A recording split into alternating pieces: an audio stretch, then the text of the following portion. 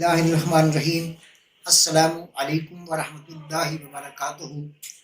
میں محمد ممتاز پروانہ آپ کے سامنے آج کے ٹاپک پہ گفتگو کرنا چاہتا ہوں۔ ٹاپک ہے جریان۔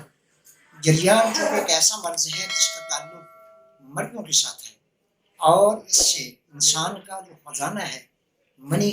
کا ضیاع جو ہے اور اس کا بلا ارادہ خارج ہو جانا، اس کو جریان کہتے ہیں۔ جریان اصل میں 3 قسم کا ہوتا ہے۔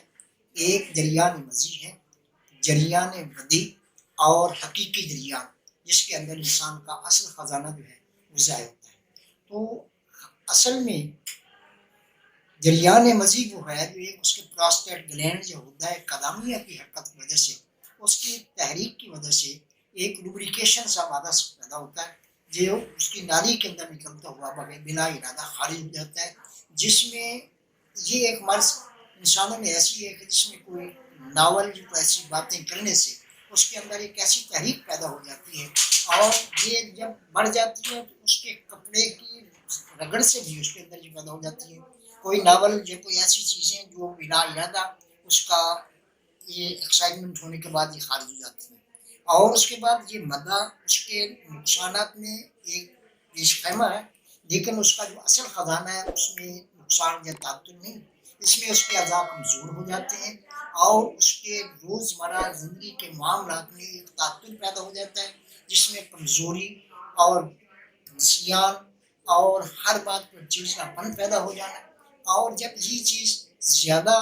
کرونک ہو جاتی ہے تو اس کے اندر اس کو مدی کہا جاتا ہے، جو اس کے پراسٹیٹ کی سوزش کی وجہ سے اس کا زیادہ ضیاع اور اس کے بعد اس کا پیٹ بھی آنا شروع ہو جاتی ہے۔ لیکن اس کے بعد جو مرحلہ ہے وہ اصل میں حقیقی جریان کا ہے، جس کے اندر اس میں مکمل ایکسائٹمنٹ ہونا اور اس کے اندر ایسی تحریک پیدا ہوتی ہے جیسی اس کا اصل خزانہ جو ہے، جو انسانی زندگی کا ایک بہت بڑا قیمتی سرمایہ ہے، بلا ارادہ اس کا خالی ہو جانا، خواب کے اندر ہو جانا، یہ چیزیں اس کے کنٹرول سے باہر ہو کر اس کے اعضاء اس کو کنٹرول نہیں کر سکتے، اور جس سے روزمرہ کے معاملات کے اندر اس کا یہ نقصان ہوتے ہوتے ایسی کیفیت آ جاتی ہے کہ قوت مردمی بالکل معطل ہو کر رہ جاتی ہے، اور اس کی طرف میٹنگ ڈیزائر یا اس کے اس معاملے کو فعال کرنے کے لیے اس کے اندر وہ شکت پیدا نہیں ہوتی، جس سے وہ گھبراتا ہے ایسی باتوں سے، اور ان لوگوں کے ساتھ ٹھہرنا بھی پسند نہیں کرتا، اور ایک مجلس میں بیٹھنا اپنے آپ کو ایک سٹگما سمجھتا ہے، اور علیحدہ اور تنہا وقت گزارنا اس کو کنٹرول نہیں کر سکتے، اور جس سے روزمرہ کے معاملات کے اندر اس کا یہ نقصان ہوتے ہوتے ایسی کیفیت آ جاتی ہے کہ قوت مردمی بالکل معطل ہو کر رہ جاتی ہے،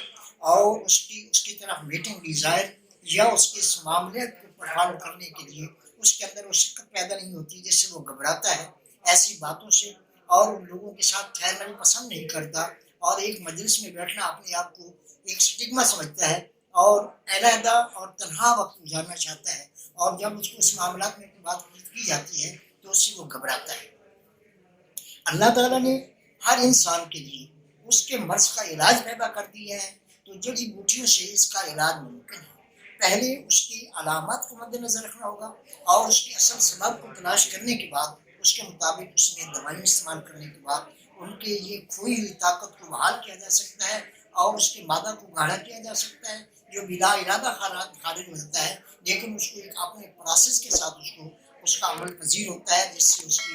لذت اور اس کو حظ اور زندگی کا ایک خاص مزہ پیدا ہوتا ہے۔ لیکن جب یہ معاملات نہیں ہوتے تو اس کی زندگی بیکار ہو کر رہ جاتی ہے، اور اس کے معاملات مکمل ایک تعطل کا شکار ہو کر اس کی زندگی جو ہے بالکل بے چار و پریشان میں چلی جاتی ہے۔ تو اس کے اندر اس کے پہلے سبب کو تلاش کرنے کے بعد اس میں چند ایسی دوائیاں جن کو ہم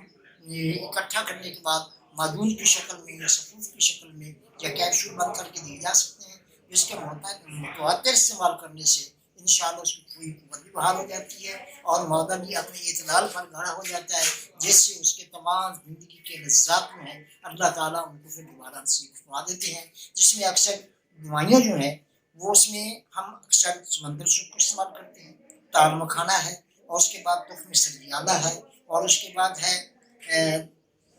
دال مکھانا استعمال کیا جاتا ہے، سمندر سکھ کو استعمال کیا جاتا ہے، تخم کرسپ وغیرہ استعمال کیا جاتا ہے، اور اس کے ساتھ خلنجا ہے، اور چند ایسی چیزیں جو ان کے ساتھ علامت کے مطابق کے لحاظ سے اور سبب کو مد نظر کیا جاتا ہے اور اس کو ایک خاص ریدم کے ساتھ استعمال کرتے ہوئے انشاءاللہ اللہ تعالیٰ کو شفا عطا فرمائے۔ والسلام